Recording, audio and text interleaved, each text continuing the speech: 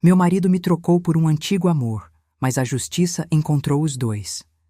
Ele deixou o extrato bancário aberto em cima da mesa da cozinha. Minha mão encostou no papel antes dos meus olhos conseguirem processar o que estava escrito ali. Algo dentro de mim soube, antes da minha mente saber, que aquele papel ia mudar tudo. Era um extrato de uma conta que eu nunca tinha visto antes. O nome dele. Um banco diferente do nosso. Movimentações de R$ 42 mil nos últimos 3 meses. Fiquei parada com o papel na mão por quanto tempo, eu não sei te dizer ao certo. O relógio da cozinha marcava 10h20 da manhã de uma quarta-feira comum de março. A luz entrava pela janela e batia na fruteira de cerâmica com as mangas que eu tinha comprado na véspera na feira. Eu não conseguia tirar os olhos das mangas. 15 anos. 15 anos construídos numa casa que eu ajudei a pagar, numa vida que eu ajudei a erguer com cada hora que abri mão de mim mesma.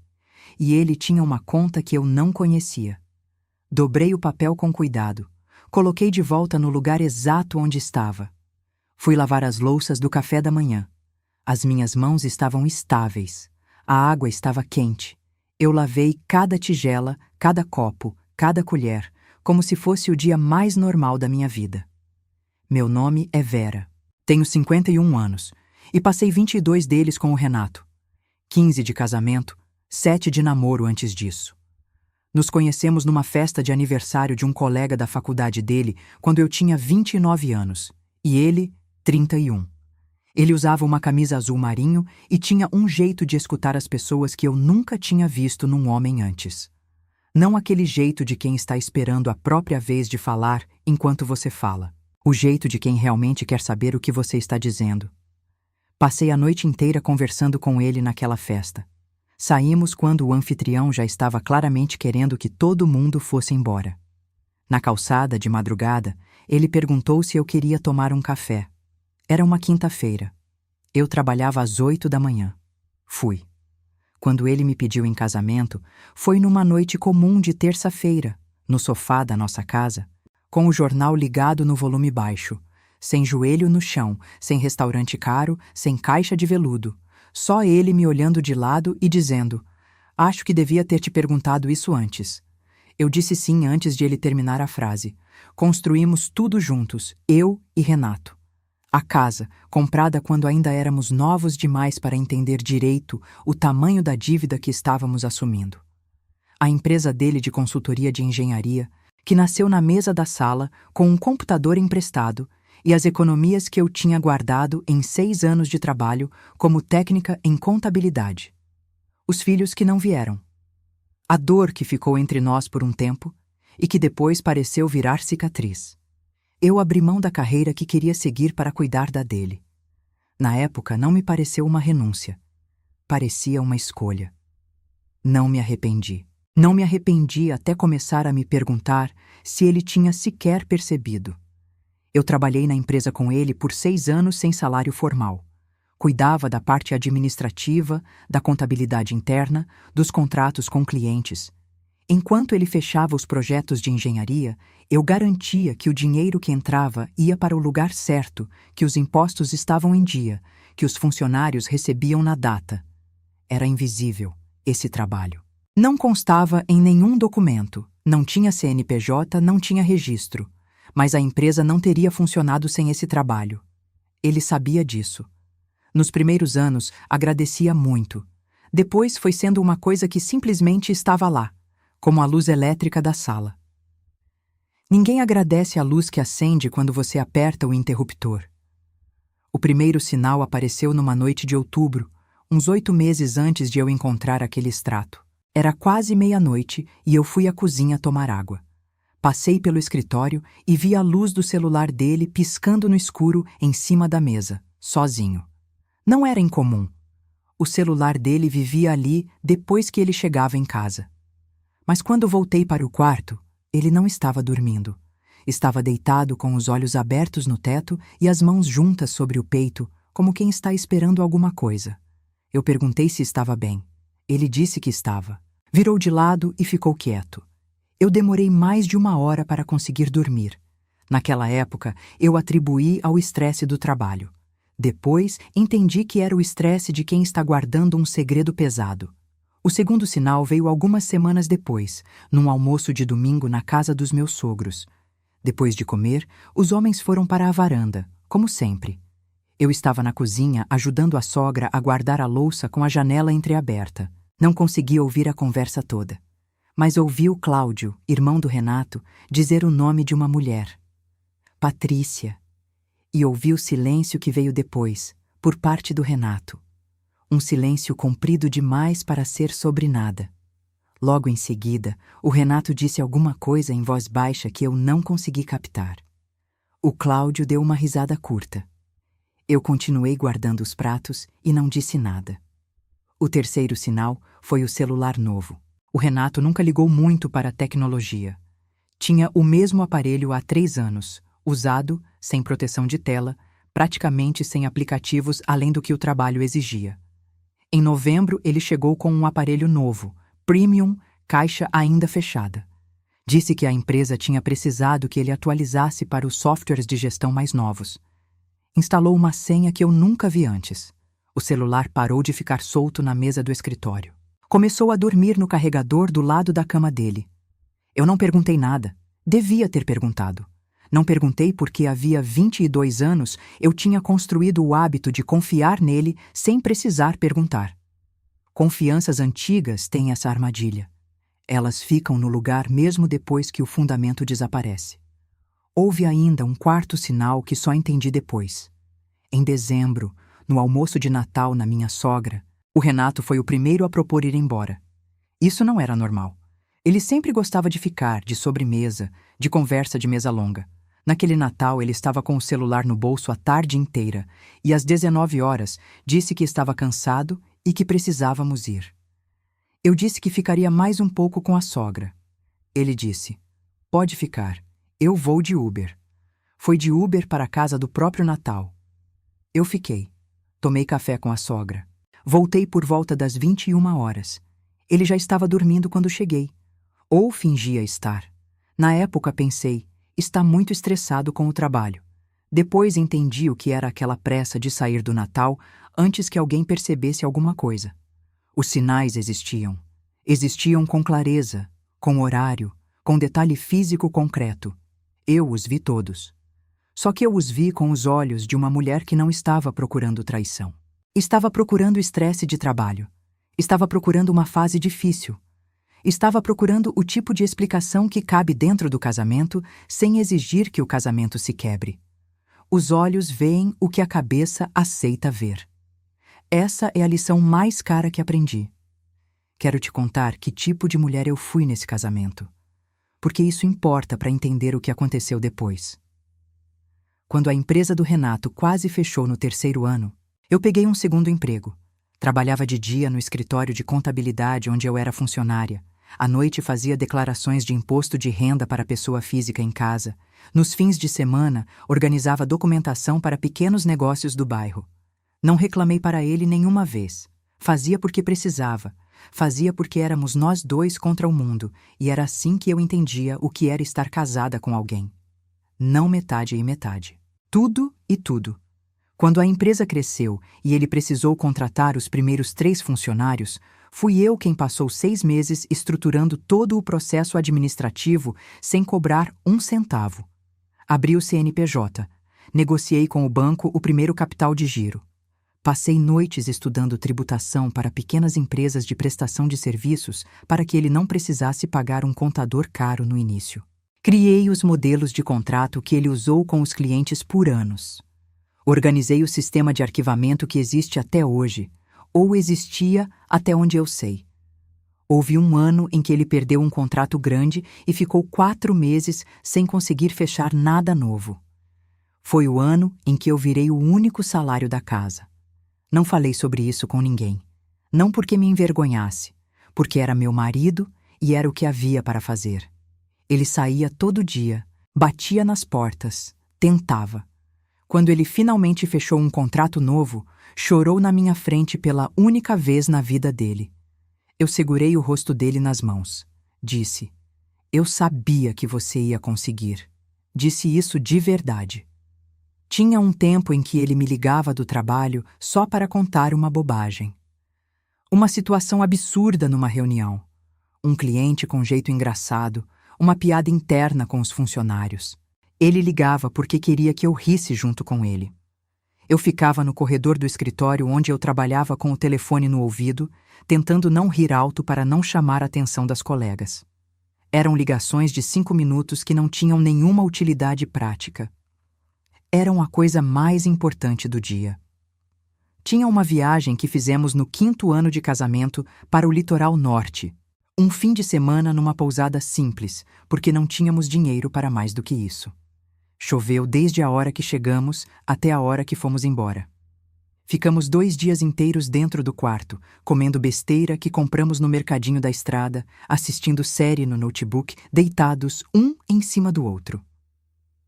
No último dia, na hora de arrumar as malas, ele parou e disse: "Foi a melhor viagem da minha vida." Eu ri porque achei que ele estava exagerando, mas ele estava sério. Lembro de uma noite, alguns anos depois, em que eu estava com dor de cabeça forte e fui dormir cedo. De madrugada acordei e ele não estava na cama. Fui procurá-lo e ele estava na cozinha, sentado com o notebook, trabalhando. Mas na mesinha ao lado tinha uma xícara de chá que ele tinha feito para mim. Estava frio. Ele não sabia que eu tinha acordado. Tinha feito o chá de qualquer jeito. Eram essas memórias que eu usava como âncora quando alguma coisa parecia errada. Eram essas lembranças que eu colocava na balança quando a voz dentro de mim começava a perguntar coisas que eu não queria responder. Eram a prova de que aquilo era real. De que ele era real. De que eu não tinha inventado o casamento que pensava ter tido.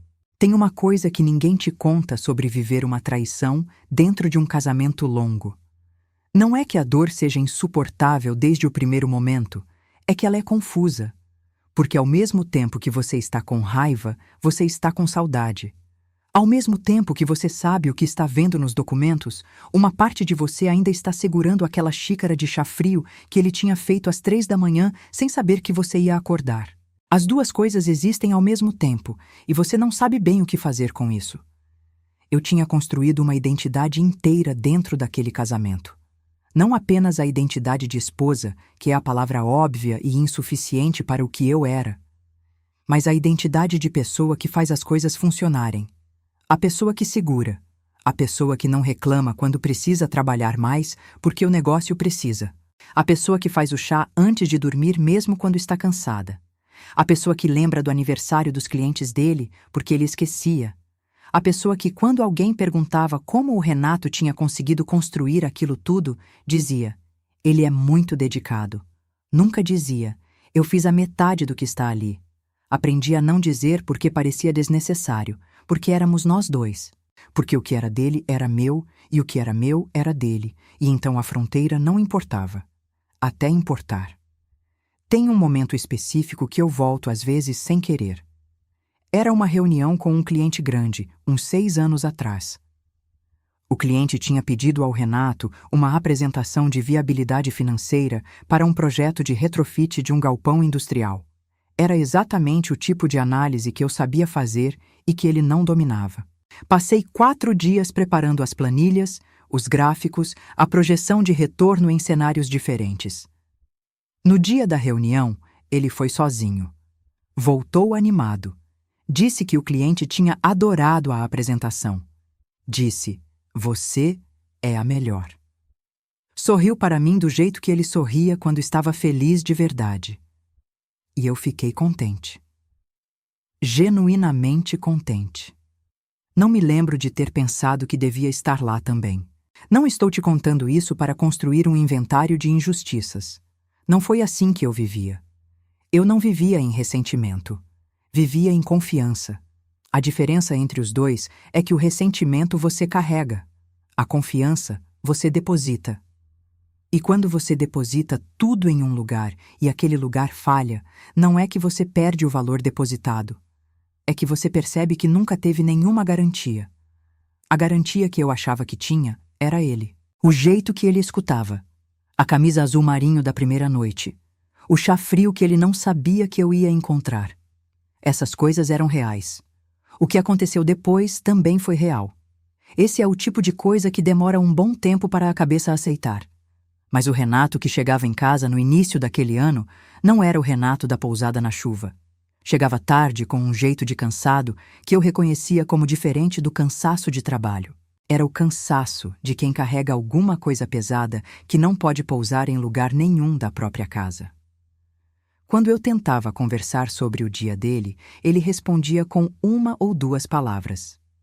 Quando eu perguntava se tinha alguma coisa errada, ele dizia não com um tom que encerrava o assunto antes de começar.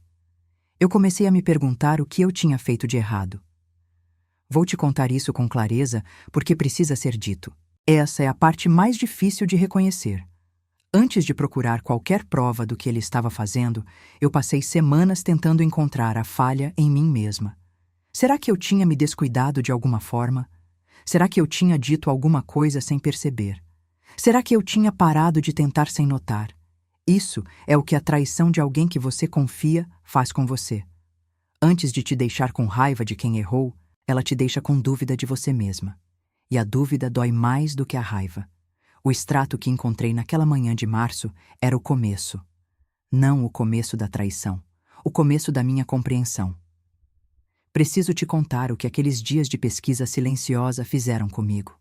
Não vou pular essa parte porque ela importa.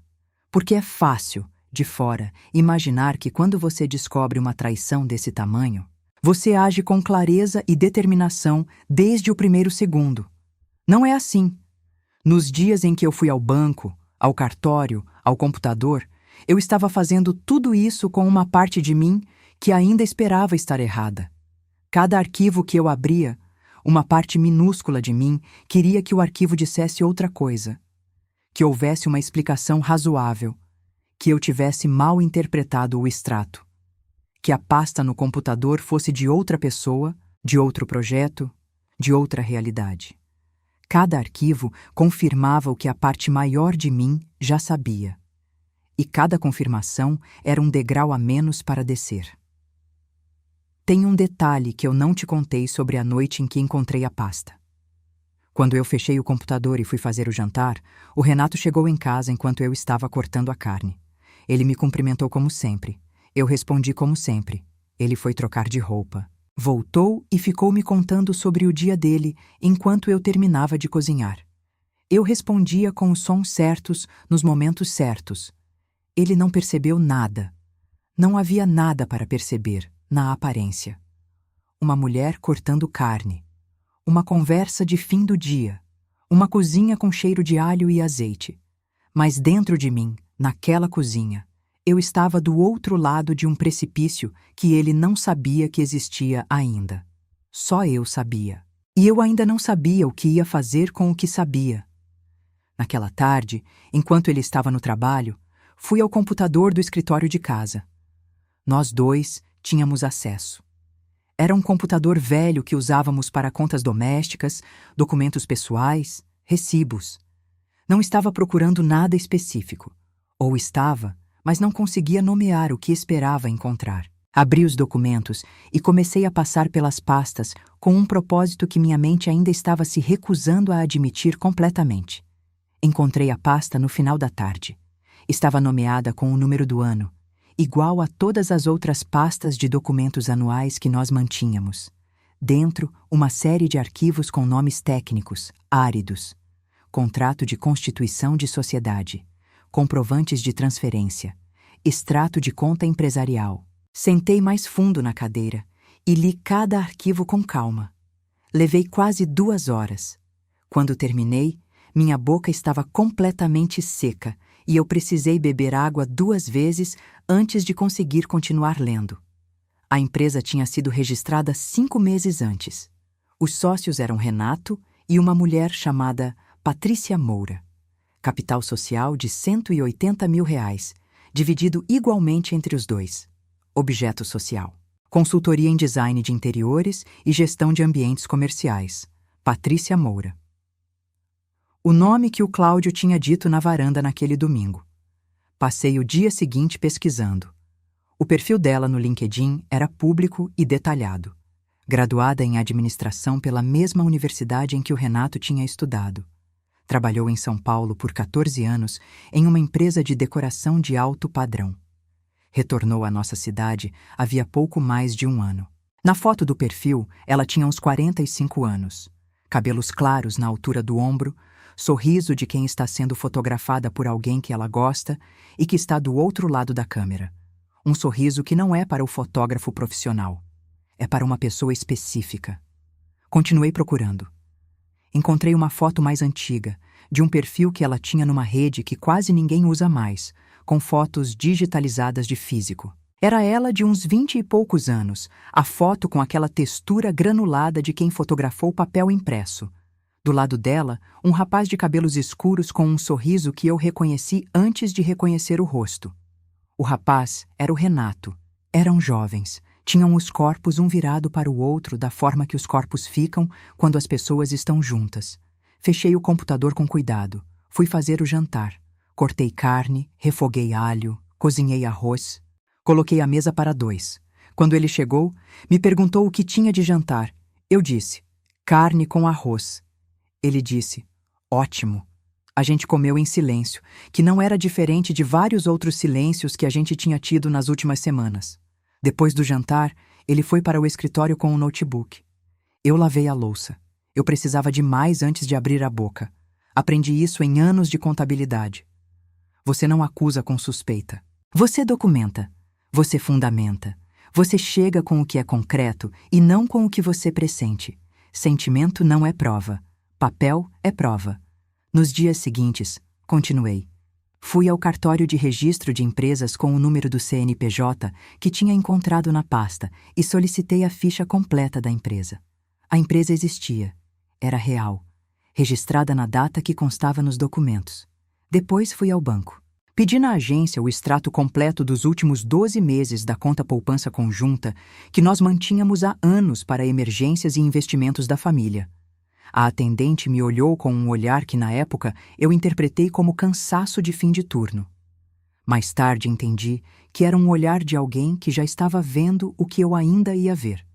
Em 9 meses, saíram R$ 143 mil da conta em transferências para contas de terceiros. Sempre valores abaixo de R$ 20 mil. Sempre com intervalos de algumas semanas entre uma transferência e outra. A frequência irregular, os valores fracionados, o intervalo calculado. Cuidado suficiente para não acionar os mecanismos de alerta automático do banco.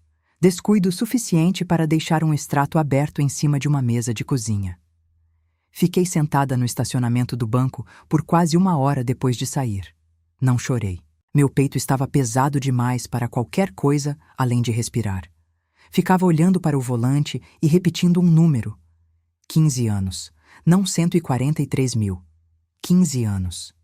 Àquela altura, eu tinha papel suficiente, mas eu ainda não tinha o quadro completo. E eu precisava do quadro completo antes de fazer qualquer movimento. Naquela noite, ele chegou em casa com um humor diferente dos dias anteriores. Mais leve, quase animado. Me contou de uma reunião que tinha ido bem, de um cliente novo que estava cogitando contratar a consultoria para um projeto grande. Falou por uns 20 minutos com aquele jeito antigo de entusiasmo genuíno que eu não via há muito tempo. Eu ouvi. Respondi com palavras nos lugares certos. Perguntei as perguntas de sempre. Por dentro eu estava a quilômetros de distância, sentada num estacionamento com um extrato na bolsa. 3 dias depois da minha ida ao banco, ele me pediu para sentar com ele na sala depois do jantar. Disse que precisava me contar uma coisa. Tinha um jeito preparado de quem ensaiou o que vai falar.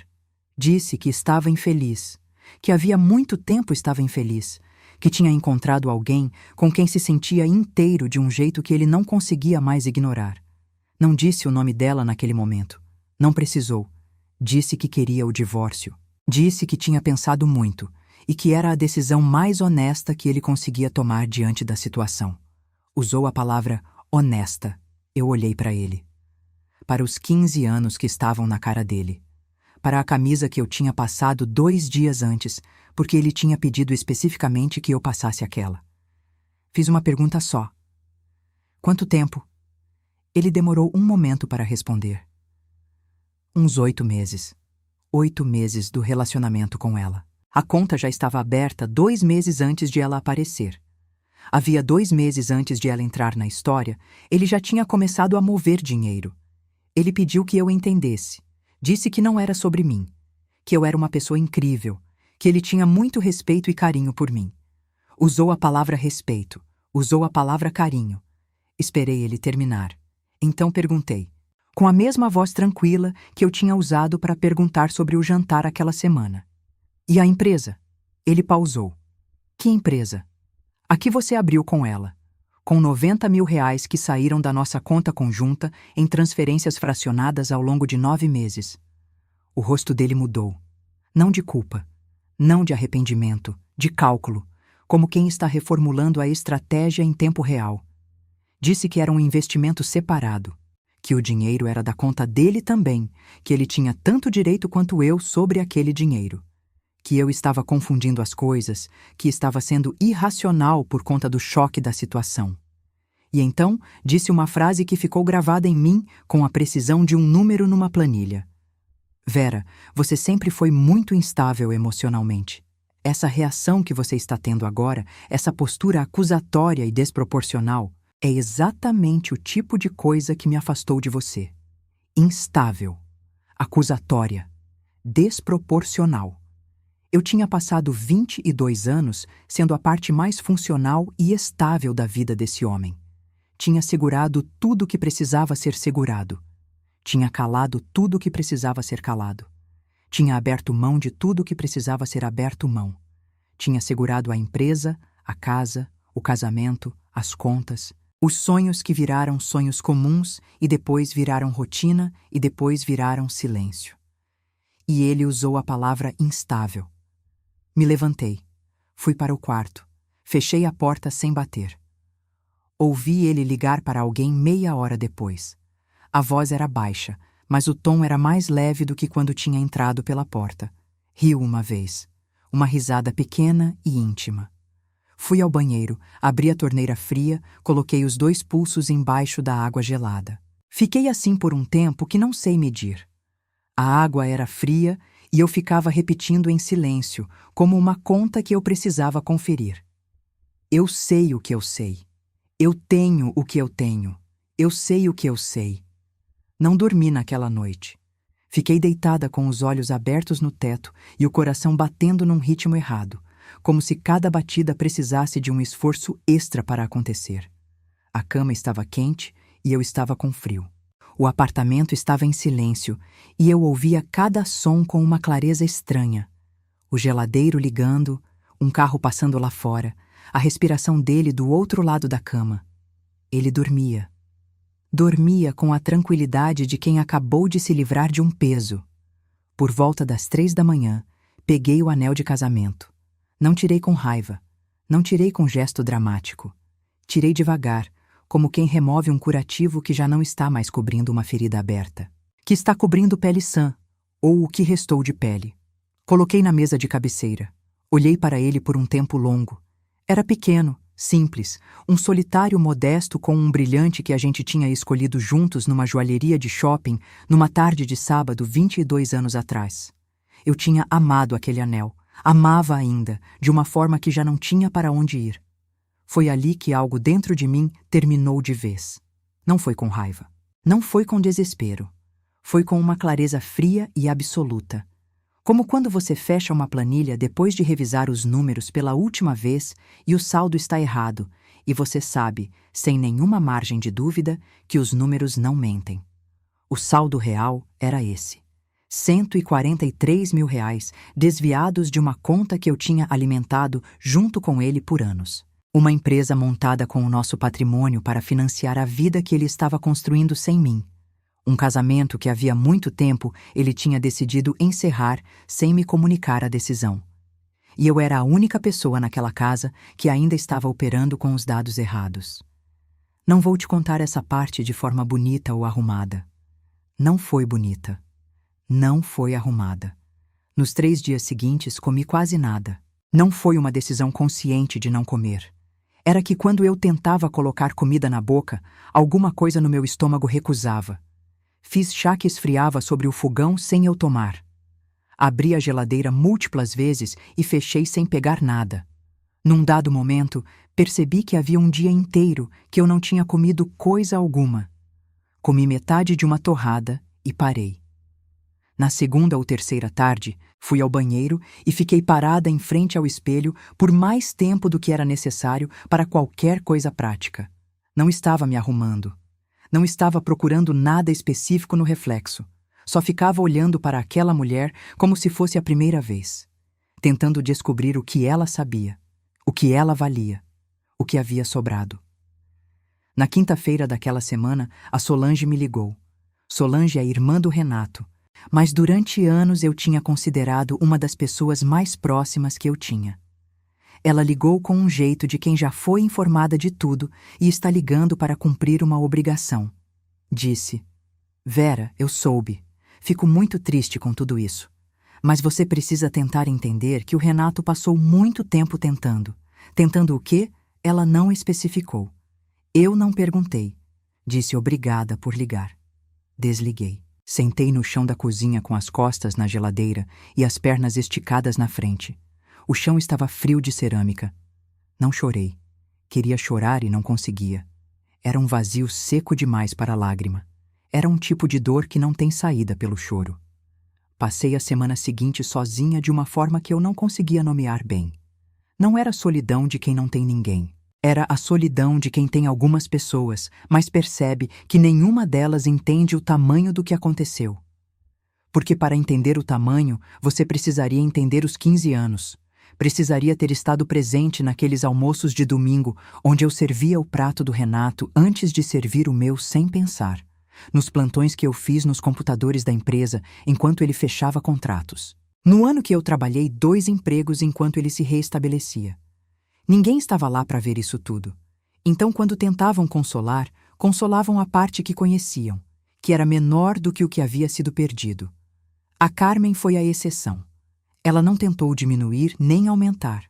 Chegou na segunda semana depois da separação com um pote de sopa de legumes que ela mesma tinha feito, sem avisar que ia trazer. Encontrou os pratos do almoço ainda na mesa às 4 da tarde. Não disse nada. Lavou os pratos. Fez café. Sentou na cadeira da frente com um jeito de quem não sabe direito o que dizer, mas tem certeza que precisa estar presente. Ficou ali sem encher o silêncio com consolo desnecessário. Às vezes, o que a amizade oferece de melhor é isso. Apenas estar. Depois de um tempo, perguntou: Conta o que você conseguir contar. Eu contei. Levou mais de 2 horas. Ela ouviu sem interromper. No final só disse: Você tem tudo documentado? Eu disse que tinha. Ela disse: Então você vai sair disso. Não foi uma promessa vazia. Era uma observação técnica de alguém que me conhecia há 30 anos. Perguntou antes de ir embora: O que você precisa agora? Não o que você está sentindo. Não como você está. O que você precisa? Eu disse: Preciso de um bom advogado, não de família. Um especializado em patrimônio. Em fraude conjugal, se existir esse tipo. Ela me olhou por um segundo com os olhos levemente mais abertos. Depois disse: Eu conheço uma pessoa que pode te indicar alguém. Mas mesmo com a Carmen, havia coisas que eu não conseguia dizer em voz alta. Havia uma vergonha que ficava baixa e constante, como um zumbido de fundo. Não era vergonha de ter sido traída. Era vergonha de não ter visto. Era a pergunta que eu fazia para mim mesma na madrugada, quando o apartamento estava completamente quieto. Como eu não vi? Porque era esse o barulho mais difícil de silenciar. Não a raiva, não a saudade. Era a pergunta sobre minha própria competência de enxergar a realidade. Eu que trabalhei a vida inteira com números. Eu que sabia ler um balanço. Eu que passava os dias organizando planilhas e conferindo movimentações. E não vi o que estava acontecendo dentro da minha própria casa por 18 meses. Às vezes, de madrugada, quando o zumbido estava mais alto, eu quase pensava que ele estava certo. Não na traição, não no desvio do dinheiro, mas na avaliação que ele tinha feito de mim. Talvez eu fosse mesmo instável. Talvez houvesse algo em mim que afastava as pessoas. Talvez eu tivesse falhado de um jeito que eu não conseguia ver. Esse pensamento durou algumas semanas. Depois passou. Não passou porque alguém me convenceu do contrário com palavras bonitas. Passou porque eu tinha 43 páginas de relatório forense. E 43 páginas de relatório forense dizem mais sobre a realidade do que qualquer narrativa que alguém monte sobre você. Ele mandou mensagem naquela noite. Disse que precisávamos conversar sobre os próximos passos práticos de forma madura. Disse que seria muito mais saudável para os dois se eu conseguisse abordar isso de forma racional ao invés de emocional. Disse que ele tinha um advogado de família que podia nos ajudar a chegar a um acordo bom para ambos, sem desgaste desnecessário. Disse que sabia que era difícil, mas que isso era o melhor caminho. O advogado dele. Um acordo bom para ambos. Li a mensagem 3 vezes, coloquei o celular na mesa de cabeça para baixo. Fiquei olhando para o teto por um bom tempo. Havia uma rachadura no reboco do canto da janela que eu nunca tinha reparado antes. Fina, diagonal, partindo do canto da janela em direção ao lustre central. Me perguntei quanto tempo aquela rachadura estava ali sem eu ver. Achei que já tinha fechado algo dentro de mim. Mas o hábito não fecha assim. Ele mandou um áudio. 11 minutos. Eu sabia que não devia ouvir. Ouvi. A voz estava diferente do tom calculado da mensagem de texto. Estava mais mansa, mais humana. Ele disse que não era assim que queria que as coisas terminassem entre nós. Disse que tinha muito afeto por mim, que sabia que tinha magoado muito e que carregava isso. Disse que se eu concordasse com um acordo simples e direto, os dois podiam seguir em frente sem arrastar uma briga que só ia machucar mais. Disse o meu nome 3 vezes no decorrer do áudio. Vera. Vera. Vera. Ouvi os 11 minutos em silêncio, sentada na cadeira da cozinha. Depois de terminar, fiquei com o celular na mão. Senti um aperto no peito que não deixava o ar entrar completamente. Não era amor que eu estava sentindo, era hábito. 22 anos de hábito de uma voz específica no ouvido. O hábito mora no corpo de um jeito diferente do amor. O amor pode acabar. O hábito precisa ser desinstalado. E não é rápido. Mas eu já tinha visto o extrato. Já tinha visto a pasta. Já tinha o extrato dos 9 meses de transferências fracionadas. Já sabia que a palavra acordo, na boca de um homem com o advogado que ele escolheu e o dinheiro que ele moveu, significava uma coisa muito específica. Significava que eu entregava o que restava sem perguntar pelo que tinha desaparecido. Não respondi o áudio, mas me custou não responder. Não vou fingir que não custou. Não foi heróico, não foi forte, foi exaustivo de um jeito que eu não sabia que existia. Na segunda-feira seguinte, me levantei às 6 da manhã. Tomei banho com água quente, lavei o cabelo com aquele shampoo que eu gostava e que havia dias estava no box sem eu tocar. Sequei o cabelo com o secador até ficar completamente seco, o que levou mais tempo do que eu tinha paciência. Não foi glorioso. Era só cabelo seco. Era só uma manhã começando. Mas foi o primeiro ato completo que eu consegui levar do início ao fim desde aquela noite na sala. Às 9h15 da manhã, liguei para o número que a Carmen tinha me passado. A advogada. Doutora Fernanda. Minha voz estava trêmula quando o telefone atendeu.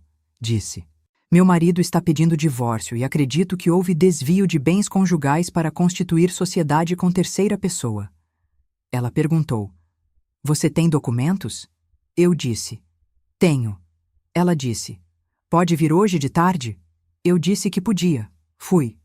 A doutora Fernanda tinha uns 45 anos, cabelos curtos na altura do queixo, óculos de armação fina, mesa completamente coberta de processos organizados em pilhas que ela claramente sabia navegar de memória.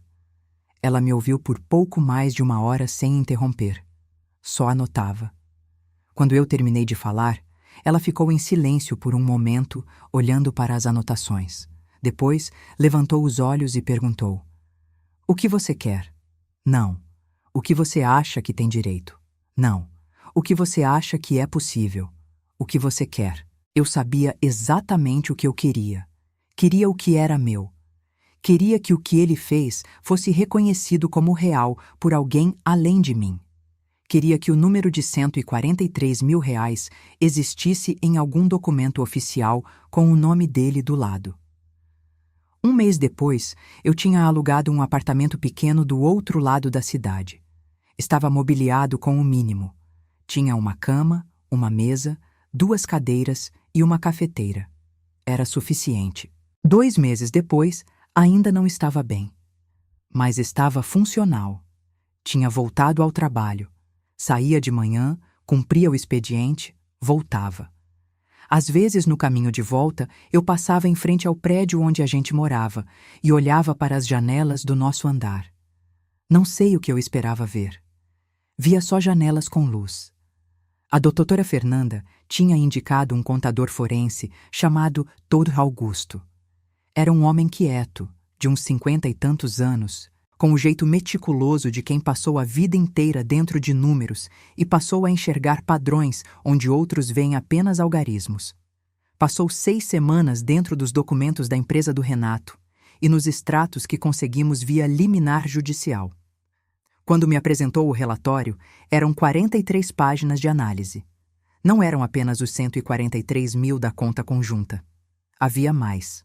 Contratos da empresa de consultoria de engenharia dele, que eu tinha ajudado a fundar, que tinham sido silenciosamente transferidos para a nova empresa sem qualquer compensação financeira para a consultoria original.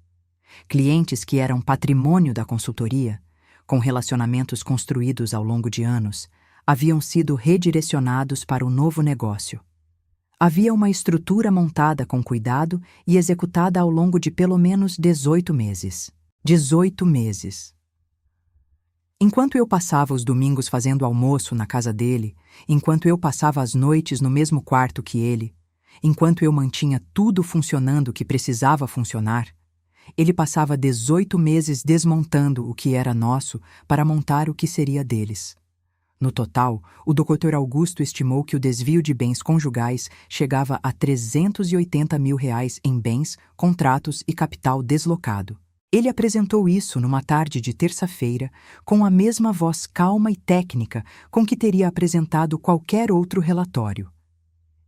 Eu ouvi os 43 minutos da apresentação sem interromper.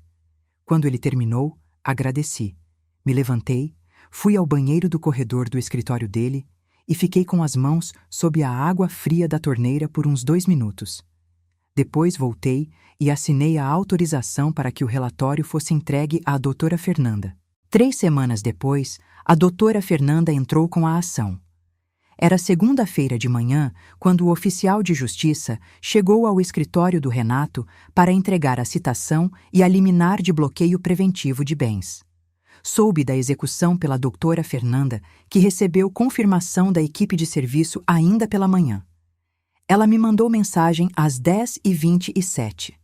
Cumprido, bens bloqueados. Conta da empresa congelada. Estava no meu apartamento pequeno quando recebi a mensagem. Fui à janela.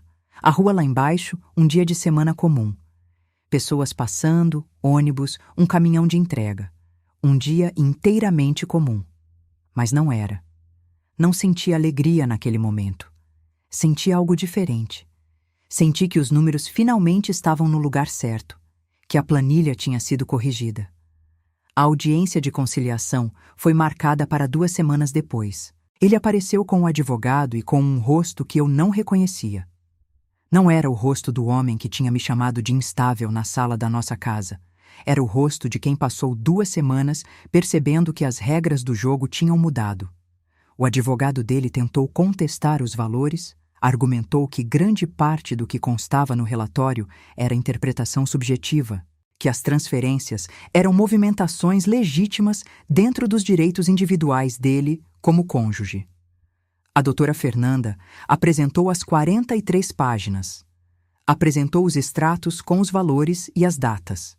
Apresentou os contratos transferidos com as assinaturas. Apresentou a cronologia completa.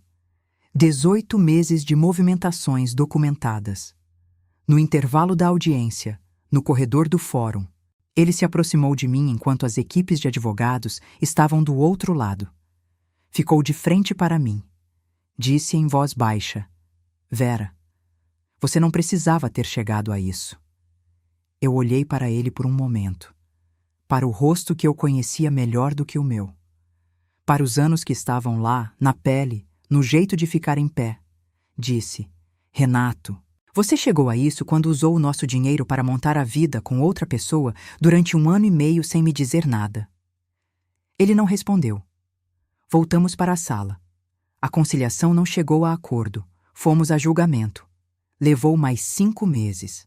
Naqueles 5 meses, algumas coisas aconteceram. A Patrícia saiu da sociedade da empresa registrando em cartório que alegava desconhecimento sobre a origem dos fundos utilizados. Ela tinha contratado advogado próprio. A empresa foi à liquidação extrajudicial. O espaço comercial que eles tinham alugado no centro da cidade para a boutique de interiores e consultoria, que chegou a ter placa na porta, mas nunca chegou a funcionar completamente, foi devolvido ao proprietário com 3 meses de aluguel em atraso. Quando o juiz proferiu a sentença, eu estava sentada ao lado da doutora Fernanda, com as mãos juntas sobre a mesa. Partilha favorável a mim de 65% do patrimônio conjugal reconhecido pelo juízo. Restituição de R$312 mil a título de desvio de bens conjugais confirmado, incluindo os contratos desviados calculados pelo Dr. Augusto em valor de liquidação. Custas processuais e honorários advocatícios a cargo do réu. A doutora Fernanda me olhou de lado e disse em voz baixa: Resultado muito bom. Eu assenti. Não comemorei. Não era o tipo de coisa para comemorar.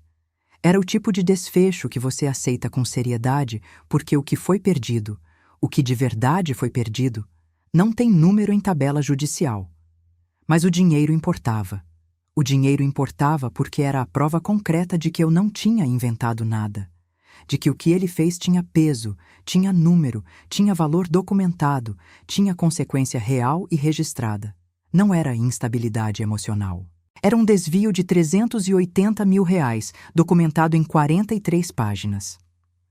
Numa tarde de sábado, uns 2 meses depois da sentença, fui a uma palestra sobre educação financeira para mulheres que a Carmen tinha me convidado. Fui sem grande expectativa. Fui porque a Carmen tinha pedido e porque ficar em casa naquela tarde era a alternativa, e ficar em casa ainda tinha seus dias difíceis. A mulher que conduzia a palestra se chamava Beatriz. Tinha uns 40 anos, cabelos pretos, um jeito direto e sem enfeites de falar sobre dinheiro que eu achei respeitoso. Começou dizendo: A maioria das mulheres aqui descobriu tarde demais que não tinha clareza sobre o próprio patrimônio. Eu soube de tudo sobre o meu patrimônio num extrato bancário encontrado por acaso sobre uma mesa de cozinha. Mas ela tinha razão no sentido mais amplo. Eu tinha passado 15 anos deixando o financeiro da família nas mãos do Renato porque confiava nele. Confiança não é estratégia financeira, é um sentimento. E sentimento, como já aprendi a custo, não é prova. Depois da palestra, a Beatriz ficou em pé respondendo perguntas e eu fui me aproximando devagar. Quando chegou minha vez, eu disse direto: Passei por uma situação de desvio patrimonial no divórcio. Consegui recuperar a maior parte por via judicial, mas percebi que nunca soube de verdade como administrar e proteger o que era meu dentro do casamento. Quero aprender isso de forma séria agora. Ela me olhou por um segundo com um olhar avaliador. Depois disse: Você já fez a parte mais difícil. A maioria das mulheres que chega nessa situação não documenta, não processa, não recupera. Você foi exceção, disse em seguida. Mas você está certa. Saber recuperar não é o mesmo que saber proteger. Começa o curso na semana que vem. Fiz o curso dela. Depois fiz um segundo, de planejamento financeiro para a autonomia feminina. Depois um terceiro, de investimentos básicos a médios. Eram cursos noturnos, 2 vezes por semana, numa sala com outras mulheres de histórias diferentes, mas com o mesmo denominador de reconstrução. Uma havia trabalhado 20 anos num negócio da família do marido, sem nunca ter assinado nenhum documento de sócia. Outra havia passado 30 anos sem abrir sequer uma conta corrente no próprio nome. Cada história era diferente. O fio comum era o mesmo. Mulheres que tinham entregado as chaves do próprio patrimônio para outra pessoa segurar. Eu não era diferente delas. A diferença era que eu tinha passado 6 semanas com um contador forense e 43 páginas de relatório. Mas a disposição de confiar sem questionar, a sensação de que perguntar sobre dinheiro dentro do casamento era de alguma forma uma desconfiança, isso eu tinha em comum com todas elas. 6 meses depois da sentença, numa manhã de domingo, sentei na mesa do meu apartamento com um café e abri uma planilha nova. Não era planilha de dívidas. Não era planilha de litígio. Era uma planilha de objetivos. O primeiro que eu listei era pequeno e concreto. Mas era meu. Só meu. Com o meu nome no cabeçalho do arquivo e nenhum outro. 3 meses depois disso, a Beatriz me convidou para dar um depoimento no ciclo novo do curso, sobre como reconhecer e documentar desvio patrimonial dentro do casamento, sobre o que a contabilidade, paradoxalmente, não me ensinou a aplicar na minha própria vida por anos. Disse sim. A primeira vez que fiz isso, fiquei em frente a 32 mulheres numa sala pequena, com ar-condicionado barulhento e cadeiras de plástico. Contei tudo. Os extratos, a pasta no computador, o cartório, o relatório de 43 páginas, os 5 meses de processo, a sentença. No final, uma mulher de uns 50 anos levantou a mão e perguntou: "Você não teve medo de parecer vingativa?" Fiquei em silêncio por um momento antes de responder. Não era vingança, era evidência. Tem uma diferença enorme entre querer destruir alguém e querer que o que aconteceu com você seja registrado como real. Eu não queria destruir o Renato. Eu queria que o número 380.000 tivesse um documento ao lado com o nome dele. Isso não é vingança, é registro. Ela ficou me olhando por um tempo. Depois, assentiu devagar. Nunca mais ouvi falar do Renato. Não por notícia, não por pessoa em comum, não por acidente. Não sei onde ele está. Não procurei saber. Não é indiferença forçada. É que quando você passa pela contabilidade completa de uma vida, quando você vê cada número no lugar certo, você entende que o que ficou para trás ficou liquidado. Tem uma pergunta que me fazem às vezes quando conto essa história em público. A pergunta é: você se arrependeu de ter processado? Sempre fico alguns segundos antes de responder. Não porque a resposta seja difícil, mas porque a pergunta diz muito sobre o que as pessoas esperam que eu diga.